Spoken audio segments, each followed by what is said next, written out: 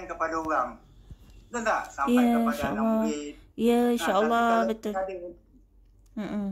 ilmu tak disampaikan, jadi simpanan peribadi. Ilmu tu jadi simpanan peribadi. Simpanan peribadi. Kita memberi pendapat. Ini dia jadi ilmu kepada berilmu. Ilmu kepada berilmu. Ini step kedua. Kena ada ilmu. Kalau nak pulih, dari dada saya kena belajar tentang ilmu-ilmu kepulihan. Ilmu Yang puan kepulihan. sekarang tinggal belajar lah. Ya. Tadi konsep. Pak Rashid pun dah sebut relapse, lapse, trigger. Tu semua istilah yang saya baru pelajari sebenarnya tu, Pak Rashid. Itu semua orang penagih dia kena belajar. Sebab kalau tanya penagih, dia nak kongsi penagih, kalau setakat kita tak payahlah. Itu yang kadang-kadang dia lebih tahu. Hendaknya orang tu dah biasa lama masuk pusat, dah tiap hari kongsi. Dia pula boleh kongsi. Sebab kadang-kadang saya tahu tu semua kan, ada ilmu. Tapi ilmu tu ada, tapi saya tak boleh menyampaikan. Sebab saya menagih, saya tak boleh menyampaikan, tak memberi manfaat. Sebab saya penagih, saya tak jadi orang berilmu. Jadi mesti ada ilmu. Macam puan cari ilmu untuk apa? Untuk sampaikan. Ni Alhamdulillah Pak Rashid sampaikan ilmu yang disampaikan, dan saya tengok pun kat dalam FB Pak Rashid banyak, Pak Rashid dah berkongsi. Subhanallah, mudah-mudahan memberi kebaikan banyak pada masyarakat. Subhanallah. Saya cakap lah ilmu berkongsi pengalaman. Macam ni berkongsi pengalaman tu maknanya saya ada pengalaman. Saya kongsi pada orang. Untuk apa? Inilah nak jadikan orang berilmu. Ilmu kepada berilmu. Barulah orang pandang. Puan tengok saya kongsi-kongsi, baru puan terfikir. Ini bagus orang ni. Maknanya Alhamdulillah dah macam saya. Orang dah fikir. Saya tahulah sikit kan. Itu yang betul tak? Kalau orang kita ada ilmu, kita semua tak tahu kan. Betul. Kalau Pak Rashid tak cakap dengan saya pun saya tak tahu ni. Terima kasihlah perkongsian ni. InsyaAllah. Mesti ada iman, ada akal, ada ilmu. Bila ada tiga-tiga, baru ada rasa kasih sayang. Komplit tiga. B-A-I-K. Kasih sayang. Ini mesti ada kasih sayang. Sebab kita ada ilmu, kita ada akal. Kita dah jadi beriman, automatik kasih sayang tu ada. Kasih sayang pada keluarga, pada diri sendiri. Kita bila kita sayang pada diri kita, barulah kita boleh buat cari matlamat kita. Apa kita nak buat? Kalau itu. Kalau dulu saya ada kasih sayang, saya kepada keluarga saya, apa harus saya buat pada keluarga saya? Saya mesti cari nafkah, saya cari duit untuk support anak-anak saya belajar. Saya ada keinginan anak saya mesti berjaya. Jadi saya mesti didik anak saya dengan kasih sayang. Anak tak berjaya, kalau saya tak didik dengan kasih sayang, saya tak cari duit untuk anak saya. Mana mencari nafkah tu, mana kasih sayang lah. Tanggungjawab. Tadi saya cakap, ada rasa tanggungjawab yang atas tadi kan. Sekarang mesti ada keisapan baru datang ke tanggungjawab. Ada rasa tanggungjawab. Rasa tanggungjawab ni lah kasih sayang. Cukup ni baru boleh jadi orang baik. Itu sebab saya boleh jadi baik. Dan benda ni saya terap pada orang. Banyak pada konsul saya beritahu. Dia cakap, tapi dalam konsul, memang dalam konsul tadi. Pengalaman hidup tu adalah guru kehidupan juga Pak Rashid. Yang mahal, yang tidak dapat kita nilaikan. Tapi sebenarnya daripada pengalaman Pak Rashid ni dah dapat membantu ramai orang kat luar sana. Dan termasuklah juga saya untuk banyak beritahu kepada budak-budak. Kalau kau boleh kaji konsep baik ni kan bagus. Kalau cakap susah lah, dia boleh diperluaskan ya. Kalau dalam pengalaman saya belajar dekat USIM lah Pak Rashid kan, saya nampak pendekatan psikospiritual. Dalam apa yang Pak Rashid cakap ni, ini setakat apa yang saya baru belajar SEM 2, saya baru SEM 2, tapi apa yang saya nampak, apa yang Pak Rashid cakap ni kita boleh terapkan dalam psikospiritual, dalam pemulihan. Sebenarnya insya-Allah saya nampak macam tu lah. Pak Rashid doakanlah saya. Okey lah. Itu asal tadi. Asal tadi yang saya pertama kali macam mana saya berubah. Dan untuk saya untuk macam mana saya berubah lah ini. Dan tadi saya cakap macam mana untuk berubah. Mesti faham apa itu baik, insya-Allah. Apa kalau orang tak faham apa itu makna baik, saya tak tahu dalam bahasa ini mesti kita cakap bahasa Melayu lah, pengalaman. Kalau tak faham sampai bila pun kita, orang tu takkan tak boleh berjaya lah. Bukan nak cakap jadi baik. Tak akan boleh jadi orang berjaya. Tapi kalau orang berjaya, dia mesti faham. Kadang-kadang dia tak sedari, tapi benda tu ada. Ciri-ciri tu ada. Ciri tu ada pada setiap orang. Beriman, ada akal, ada ilmu, ada kasih sayang. Baru komplit. Dia tak ada ni kalau misalkan dia ada ilmu, tapi tak ada iman. Dia tak sukses hidup dia. Kalau dia beriman, tapi ilmu dia kurang. Macam ilmu tak nak belajar. Tak nak katakan kita nak jadi beriman. Kita mesti belajar hal-hal utama sikit-sikit. Kalau orang tanya, kita boleh jawab apa. Jadi bau komplit. Itu dia mesti ada empat ciri lah. Tapi saya tak tahulah betul tak betul. Itu pengalaman saya lah. Jadi lagi puan, saya dah jawab lah. Macam itulah. Di sini saya rasa kita sesi pertama, saya rasa pun ni pun dah banyak Pak Rashid kongsi dengan saya untuk persoalan ni.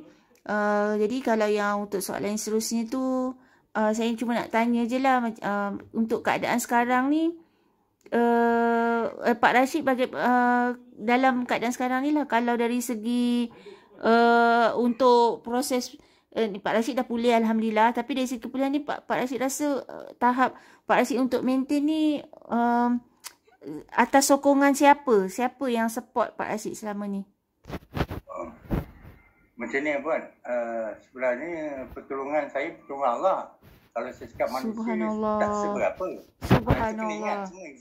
Subhanallah. Kalau tanya saya lah. Ya. Tapi kalau orang yang baru pulih, dia akan cakap sokongan keluarga. Itu memang, itu asal, itu perlu. Tapi yang perlu, mesti bantuan daripada Allah. Sokongan Allah. Allah yang buka hidayah pada saya. Alhamdulillah. Ya, betul. Siapa bagi hidayah? Bagi pertolongan saya. Saya dulu keluar kosong. Kosong, tak ada duit puan. Saya cakap, ni kalau buka kira saya kan, dalam Facebook saya, kosong tak ada apa-apa. Saya nak harapkan orang ke? Apa yang saya buat? Saya mula menjaga pasar malam. Kalau puan tengoklah, belajar pasar malam. Tapi saya tak sangka kan, bantuan Allah tu sentiasa datang. Sebab saya berdoa bangun tahajud. Jadi ada Allah bukakan hati-hati orang lain untuk bantu saya. Allah hantar orang lain untuk bantu Pak Rashid. Modal perniagaan masa tu dengan siapa Pak Rashid dapat? Modal perniagaan. Masa malam, saya daripada duit pasar malam tu, saya ada kawan-kawan lah kan. Jadi kawan-kawan kita kumpul-kumpul simpan. Akhirnya saya boleh buka kedai. Tapi kalau tak ada bantuan Allah, benda tu sukar. Betul. Tapi saya tak tahu rezeki saya murah. Alhamdulillah. Allah memudahkan urusan Pak Rashid. Bila Pak Rashid dah ada kesedaran, dah ada keinsafan, dan tu baiknya Allah kan, Allah tolong. Itu kita faham, Allah pemudahkan. Subhanallah. Saya kadang-kadang orang tak percaya, tapi cakap itulah realiti. Allah pemudahkan. Saya susah, saya mengadu Allah. Saya tak mengadu, kan? Saya nak mengadu. Saya pun kadang-kadang nak minta tolong, saya tak ada mohon ini. Tapi bila kita berdoa, Allah bagi jalan. Ada orang datang ke kita kadang-kadang. Ada je peluang tu. Saya pun tak tahulah. Senang je kan. Orang lain susah. Nak buat ini. Tapi kita, itu. Saya cakap kalau orang tanya sokongan saya bantu Allah. Saya sokong. Isteri saya hanya orang cakap, bukan sokongan. Dia tak ada apa pun kan. Dia hanya berdoa je. Isteri sokongan tu mana doa.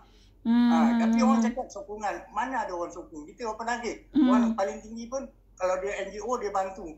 Sekali dia bagi kau nak menjaga, aku bagi kau 200. Dia tak disokong lain tak ada, kau menuntuk.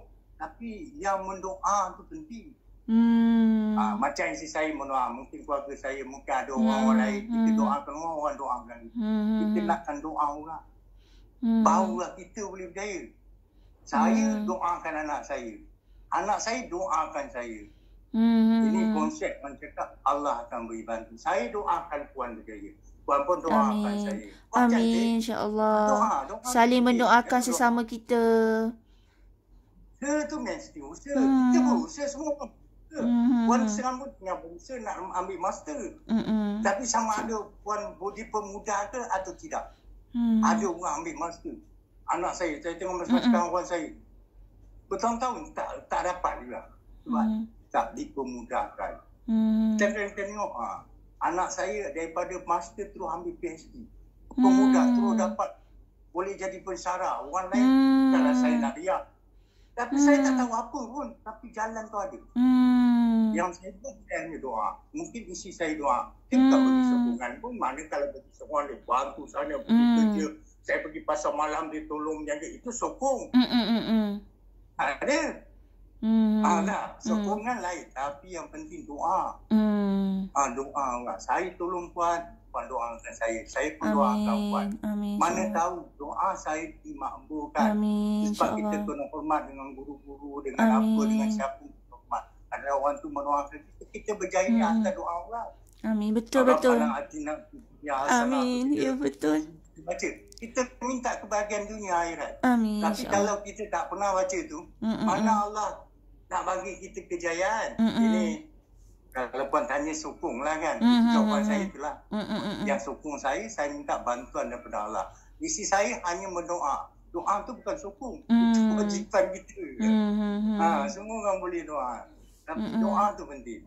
Saya berjaya sebab doa daripada orang. Isteri doa apa. Tapi sokongan memang tak ada lah. Saya sendiri usaha lah. Berdikari. Fikir Allah bagi jalan. Kita fikir. Kita usaha. Doa, tawakal. Usaha, doa dan tawakal. Bukan daripada saya lah. Secara konsili saya tak faham lah nak cakap. Kalau Puan tanya saya itulah. Bantuan Allah lah. Bantuan Allah. Sokongan saya daripada Allah. Manusia pemenaga memang tak ada pun. Allah hanya boleh beri iman nasihat. Iman nasihat bukan sokongan. Iman nasihat. Tahu, Puan boleh beri iman nasihat. Konselor boleh bagi iman nasihat. Khidmat nasihat tu saya tahu lah. Sama ada khidmat nasihat tu boleh membantu seorang tu kuliah atau tidak. Itu kadang-kadang kita sia-sia mak. Punya banyak orang bagi khidmat nasihat. Bagi ilmu pada saya. Tapi idea saya isyak balik. Jadi kat mana tu? Sebab kita yang kita kembali kepada Allah. Itu dia lah. Perkara pokok. Yang beriman tu. Iman tu nombor satu. Jadi baik. Kita faham. Okey, Puan. Itu nanti Puan confuse. Faham tak? Nak ulas lah. Faham. InsyaAllah. Faham, Pak Rashid. Faham. Saya lebih kuat. Saya nak cara tu saya tetapi cara pengalaman gitulah. Lagi Puan nak tanya. Kita dah tengok kita dah berubah. Orang pun suka. Bila orang suka tu mungkin juga sebab awak cakap sokongan moral sebenarnya hanya sokongan moral, tapi sebenarnya tak, sokongan moral tak semestinya membantu orang tu berubah. Tapi yang membantu doa orang. Setakat kita cakap je macam ni. Doa tu penting, doa kan. Doa dengan Allah. Yang penting moral saya berubah ni doa daripada orang ramai. Alhamdulillah. Allah makbulkan doa dia orang. Alhamdulillah. Sebablah dipilihnya saya berjaya. Alhamdulillah. Dapat bayang apa yang saya maksud saya. Nak cakap saya tak. Faham Pak Rashid. Itulah pentingnya kita sebagai umat Islam kan mendoakan. Macam tadi Pak Rashid sebut Rabbana atina fid dunya hasanah wa fil akhirati hasanah wa qina azabannar tu. Saya teringatlah seorang guru saya memberitahu kalau boleh kita ni dalam doa kita doakan juga untuk seluruh muslimin muslimat, mukminin mukminat supaya Allah ampunkan dosa-dosa kita dan mereka semua yang masih hidup dan telah meninggal dunia. Tu saya, bila Pak Rashid cakap macam ni saya fahamlah Pak Rashid, maksud ni pentingnya kita berdoa pada Allah. Sebab kita bukan berdoa untuk diri kita je kan, untuk seluruh sekali umat Nabi Muhammad. Betul lah Ustaz tu cakap kan. Tapi kalau orang doakan, betul cakap beriman tu penting, sembahyang tu penting. Kalau saya selalu ingat, anak saya cakap, Abah doa. Saya cakap, kalau kau tak sembahyang, apa tak perlu doa. Doa tu tak sampai. Betul tak? Kalau saya tak nak ada Ustaz cakap, kalau orang tu doakan anak kita, tapi kita tak suruh anak kita sembahyang, anak kita tak sembahyang, doa tu tak sampai, dia cakap tergantung, tak termasuk dalam, hanya masuk dalam peti surat je. Tapi kalau kita doa orang tu sembahyang, sembahyang tu penting. Orang bila kita sembahyang, ni dalam permulaan saya selalu nasihat, orang sembahyang, orang doakan kita masuk. Doa tu dimabulkan. Allah masuk ke dalam peti sembahyang. Ini untuk Rashid. Dia tengok Rashid pun berdoa sama. Kita pun berdoa, orang tu pun berdoa. Semua je sembahyang. Sembahyang tu penting. Sebab kita, bila kita sembahyang lah, kita boleh berdoa. Muntajat doa tu. Tapi kalau setakat kita tak sembahyang, macam kita macam orang non-Muslim lah kan. Doa tu tak sampai kan sebenarnya. Jadi itu saya tak tahu nak cakap lah. Macam tu lah. Kita nak jadi orang beriman. Mana orang beriman tu mesti sembahyang. Bila saya sembahyang, bila saya berubah, sebab apa saya dulu? Saya tak kejap. Sembahyang tu bukan benda penting dalam hidup saya. Itu saya hisap balik. Tapi bila saya dah yang air dia, saya rasa sembahyang tu kewajipan saya. Sebab saya nak jadi orang beriman. Orang beriman mesti sembahyang. Jadi bila kita sembahyang, kita berdoa. Orang doa-doa orang lain pun akan masuk dalam Allah perkenankan untuk saya. Doakan saya, itu saya tak tahu nak uraikan. Sembahyang tu penting lah kan. Cakap baik beriman. Beriman konsep sembahyang. Kita doa, orang tu tak sembahyang. Wah, doa saya tak sembahyang. Wah, apa. Sampai ke? Secara logik sampai ke? Tepis je. Mana boleh tak masuk. Mana tak sesuai. Jadi kalau saya, orang doakan saya pun orang beriman. Saya masuk. Saya pergi Kaabah, saya doakan anak-anak saya. Ya Allah, saya pasti anak-anak saya. Apa pun nak, kita doa. Kadang-kadang kita pergi depan Kaabah, kita doa.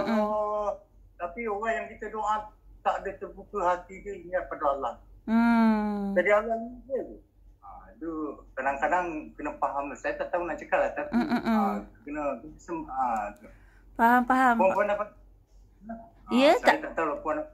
Tak dengar. Apa dia Pak Rashid? Puan faham tak apa yang saya cakap tadi? Faham. InsyaAllah. Okay. InsyaAllah faham. Ya. Okay, Pak Rashid, saya rasa untuk kali ni setakat ni dululah kot sesi kita. Sebab saya rasa banyak dah info yang saya dapat, ilmu, pengalaman yang Pak Rashid kongsi dengan saya. Terima kasih Pak. Itu yang baik. Yang tak baik mungkin kelaman saya lah. Ya, saya pun. Saya orang berjaya. Amin. Saya pun macam tu. Saya pun suka. Jadi terima kasih banyak. Assalamualaikum Puan. Ya, terima kasih juga pada Pak Rashid. Saya pun minta maaf jika sepanjang sesi ni ada berlaku salah silap kan. InsyaAllah. Terima kasih. Saya doakan Puan berjaya insyaAllah. Amin. InsyaAllah saya pun. Ya, terima kasih banyak Pak Rashid. Nanti nanti apa-apa saya maklumkan lagi ke Pak Rashid insyaAllah. Terima kasih banyak Pak Rashid. Ada sesi ke lepas ni? Apa dia tak ada lagi nak buat sesi lagi ke? Macam ni kalau Pak Rashid macam mana? Kalau Pak Rashid rasa nak buat sesi lagi boleh. Kalau tak, kita rasa setakat ni pun tak apa. Nak buat saya boleh bantu kan. Tapi itulah saya boleh bantulah kan. Tapi kita awal-awal lah kan. Kadang-kadang InsyaAllah Pak Rashid. Kalau kita tarik macam ni saya rasa ni saya kadang-kadang saya tak free juga. Ada ni dekat puasa ni kan dia sibuk dan dia orang nak buat korban. Jadi dia orang minta itu yang tak nasib baik. Ini hari tak jadi meeting. Tidak. Ada mesyuarat lah dengan nasib baik tak jadi. Okeylah. Saya kalau Puan bagi tahu, kalau misal katalah nakkan pengalaman saya, Puan mesej saya lah, tarik ke apa, insyaAllah. Okay, bye ya. Ya, terima kasih banyak Pak Rashid. Okay. Assalamualaikum. Waalaikumsalam warahmatullahi wabarakatuh. Gambar saya clear? Kat saya buka dekat laptop clear tuan. Kalau buka kat handphone dia macam pecah-pecah. Okay, insyaAllah tuan kita mulakan sesi kita dengan baca surah Al-Fatihah. Bismillahirrahmanirrahim.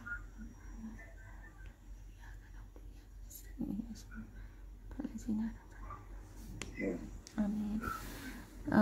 Sebelum kita mulakan sesi kita ni, saya nak maklumkanlah insyaAllah benda ni adalah satu kerahsiaan dan tadi tuan dah izinkan saya untuk rakam, tapi maksudnya tu just untuk lecturer saya tengok saja. Dia tak bagilah dekat dalam kelas untuk tengok kawan-kawan lain. Taklah. Just saya, dia dan Tuan lah, insyaAllah. Saya faham. Terima kasih banyak Tuan dah. Saya rasa Tuan dah banyak pengalaman dah, sebab saya tengok dekat FB Tuan tu banyak dah pihak temu ramah Tuan. Satu inspirasi lah sebenarnya. Saya faham. Anak saya pun seorang ada doktor. Dia pun dah dua-duaan. Kan? Saya tahu lah. Anak saya 2 orang master. Seorang ada sekarang dah PhD dah. Subhanallah. Tahniah Tuan. Satu perjuangan yang panjang bagi saya lah. Satu perjuangan yang bukan mudah bagi saya lah. Yalah. Dah berjaya ni orang semua cakap lah. Tapi macam mana saya saya punya susah orang tak tahu dulu kan. Satu waktu dahulu. Tapi itu semua pengajaran bagi saya lah. Dan mungkin jabat untuk anak saya sebagai motivasi lah untuk dia. Maaf Tuan. Ya? Usim ya? Ya. Usim. Saya banyak kenal sana. Oh. Puan punya profesor siapa? Yang ambil nilai puan. Boleh saya tahu? Saya ni sebab belajar banyak dalam talian tau Tuan. Jadi macam yang setakat yang saya kenal lah setakat ni, macam untuk subjek ni Dr. Isa. Dr. Isa Ahmad. Dr. Muhammad Isa. Dr. Isa Ahmad. Lepas tu kalau profesor yang sebelum ni, Profesor Madya Dr. Hairi, Ustaz Hairi. Tapi selalu orang panggil Ustaz Hairi. Okey, faham. Tuan kenal lah Ustaz Hairi? Bukan Al-Quran Sunnah ke? Ya. Al-Quran Sunnah. Ya, betul. Itu saya. Dia kenal saya. Kawan memang baik dengan saya. Kenal saya semua. Dia ada yang semua dia bersangkut dengan saya. Tu saya tanya tu kalau Usim tu banyaklah sebab anak selalu tanya kau Usim kan. Anak tuan pun belajar di Usim ke?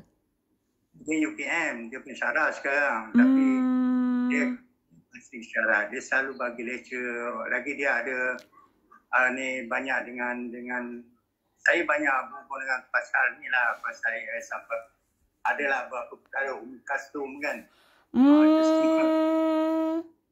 Yayasan Mahfirah. Subhanallah. Jadi saya Usim tapi Al-Quran Sunnah lah. Konselor yang tu banyak kenal lah. Pak Rashid dia orang banyak kenal lah. Pak Rashid anak saya Samizi, Dr. Samizi. Subhanallah. Saya sebab baru kan tak. Subhanallah. Allah pertemukan kita ni sesuai waktunya lah Tuan. Saya pun tak sangka Tuan sudi bantu saya untuk dalam sesi ni, bersyukur dah sangat. Selama ni saya silent je. Saya tanya sebab Ustaz Khairi tu baik betul memang saya. Dia anggap saya macam abang juga kan. Dia pun selalu itu dia pun selalu datang rumah saya. Kalau sekarang PKP tak adalah kalau gaya-gaya. Memang selalu saya pun kalau pergi KL Bangi pun mesti saya singgah rumah dia juga kan. Begitu saya akrab lah kan. Subhanallah. Kalau Ustaz Khairi lah yang dia bagian Al-Quran Sunnah lah kan. Saya setahu saya lah kan. Tapi tak apalah. Kita ada apa ini sembang-sembang kosong. Rekam je lah. Tak apa, nanti saya crop. Saya crop kan. Nanti dia orang tahu ni ada kabel lah. Sakit. Tak apa, tapi kan saya rasa kalau dia orang pensyarah saya tahu pun tak ada masalah, sebabnya memang kami kena cari antaranya orang yang dah berjaya mengatasi masalah substance ni kan. Tak ada masalah rasanya. Sebab kalau kat negeri sebelum ni pensyarah saya Dr. Isi ni ada ajak kami untuk pergi dekat Inabah di Negeri Sembilan. Sem lepas Dr. Hairi ajar kami psychospiritual dalam counselling substance ni. Jadi dia suruh kami pergi ke Inabah kan. Jadi untuk Inabah saya dah pergi dah Tuan, dekat Kedah. Tapi yang dekat Negeri Sembilan kami tak lepas. Macam mana pula puan boleh terfikir dengan saya? Ada daripada dia orang ke ataupun macam mana puan boleh tahu pasal saya? Saya friend dengan tuan dari tahun 2017 rasa. Sebab rasa dulu kita ada program dengan... tuan pernah pergi tak kat Negeri Sembilan yang Majlis Agama Islam Negeri Sembilan? Saya tak tahulah, banyak saya pergi, insyaAllah. Ya. Lepas tu, saya perasan sejak daripada program Majlis ni Persatuan Pendidikan Kaunsil Pendidikan Malaysia dekat Negeri Sembilan, yang pusat dakwah Paroi ke apa tu, saya kena jadi AJK apa saya tak ingat, tapi saya kena tolong lah untuk persatuan tu.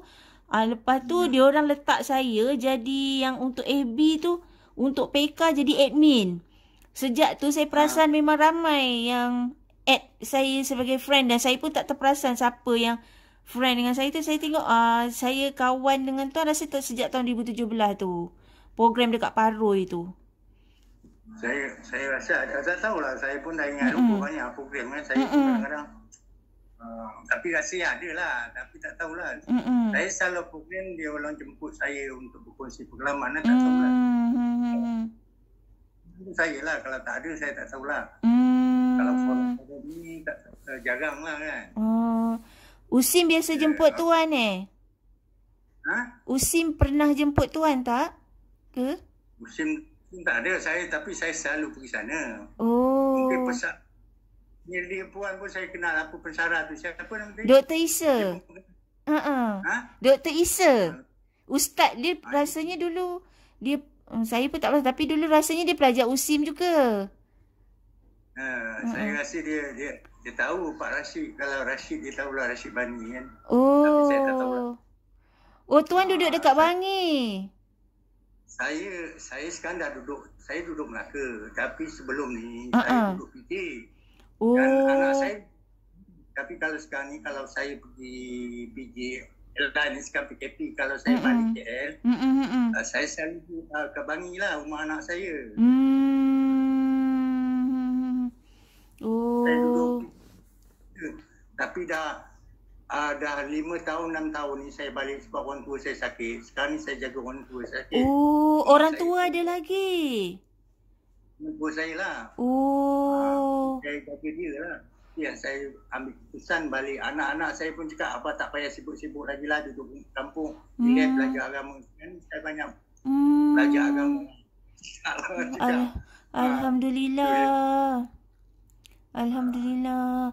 Asal kira kampung tuan dekat Melaka lah. Melaka, kampung Sekam Pantai. Biasa dengar?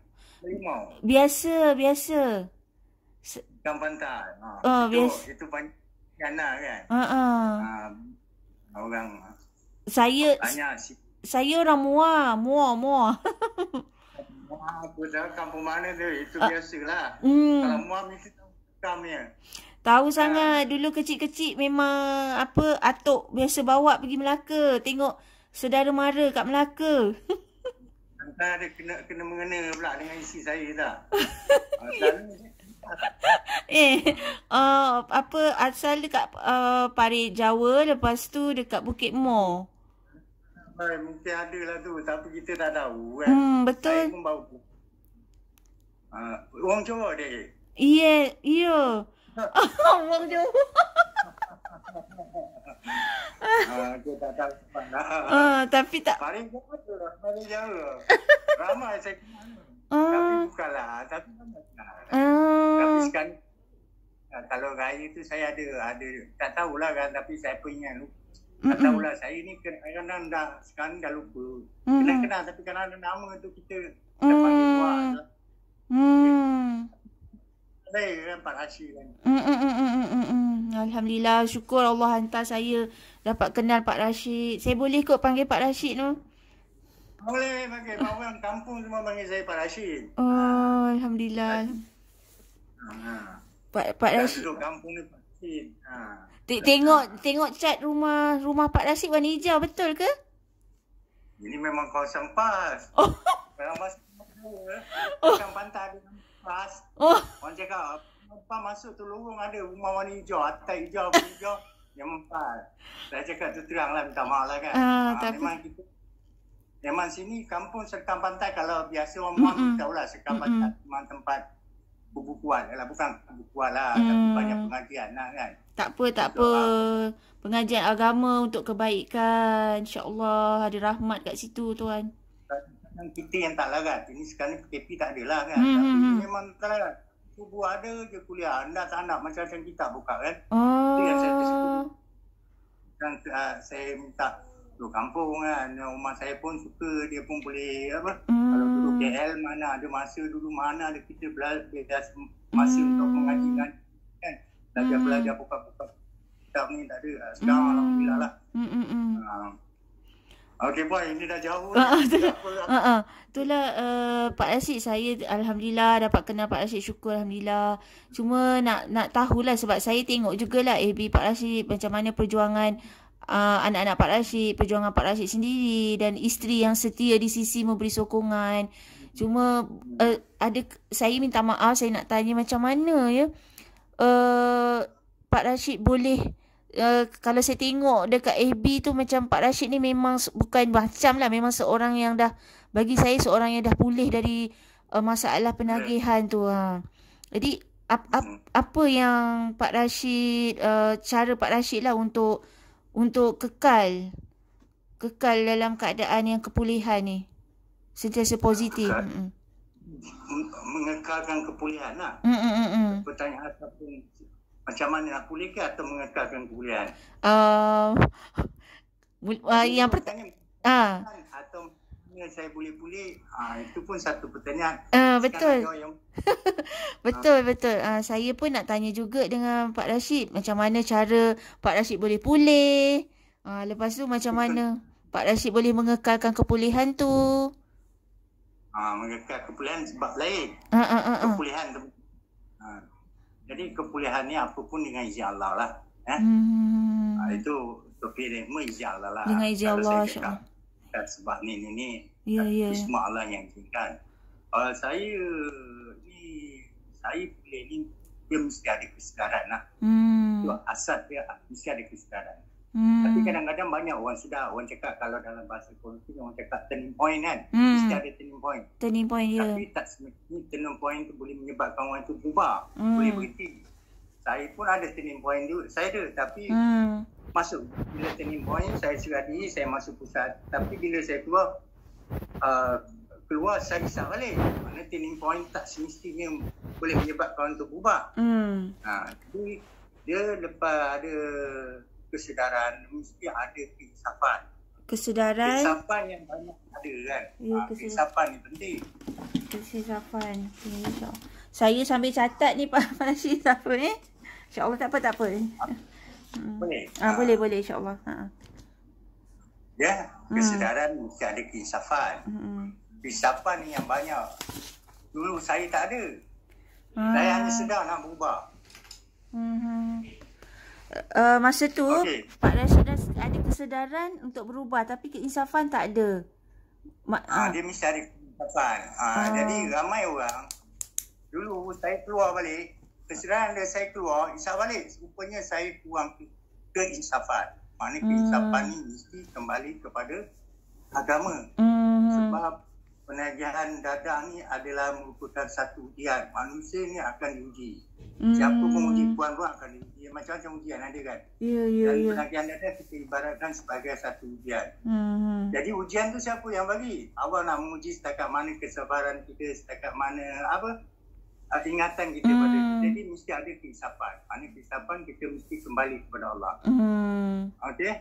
Bila kita dah mengenal Allah, kita dah rasa dalam diri kita bahawa ada satu kuasa yang faham kita kan.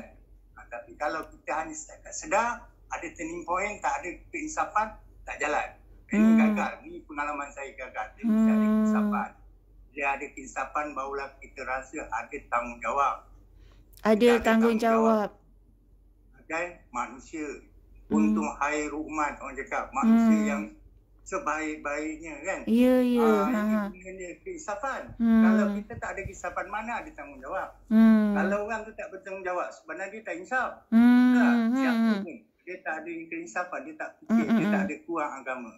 Mesti ada orang cakap tanggungjawab, lahir tanggungjawab. Bila tanggungjawab tak ada, barulah kita boleh berubah. Itu step saya lah kan. Kalau ringkas saya boleh berubah. Okey, Puan. Faham. Ini pengalaman Puan, bukan fakta. Ini pengalaman saya sendiri daripada pengalaman saya. Ya. Okey. Tadi Jadi satu, bila nak berubah ni, itu dia ada dia punya. Saya sebenarnya banyak dulu saya kaji. Saya banyak belajar tentang relapse prevention lah. Apa semua dalam kepala saya. Relapse prevention semua Pak Rashid dah belajar dah. Ya, semua tentang pemulihan ni belajar. Sebab saya masuk pusat 3 kali. Macam-macam. Apa tentang trigger ke apa. Trigger. Tak boleh menjadi satu orang cakap basic. Satu orang cakap yang boleh menyebabkan saya berubah. Dan saya ramai kawan-kawan ingat Tukar Penagi kalau dah masuk 3 kali yang cerita pasal relaxation dalam kepala dia. Dia tahu semua, dia dah belajar. Kat pusat kita belajar, kat penjara pun kita belajar. Kau cakap program dalam pemulihan semua dia tahu. TC ke, hak kau ke, Harakah, semua dia tahu. Tapi kenapa orang tu suka nak berubah? Ini ada lagi satu, rahsia. Rahsia yang perlu diketahui ni. Ada dalam fakta. Saya pun serapkan benda ni pada anak-anak saya. Saya gunakan ni untuk anak-anak saya. Alhamdulillah. Nak tahu tak rahsia? Itulah.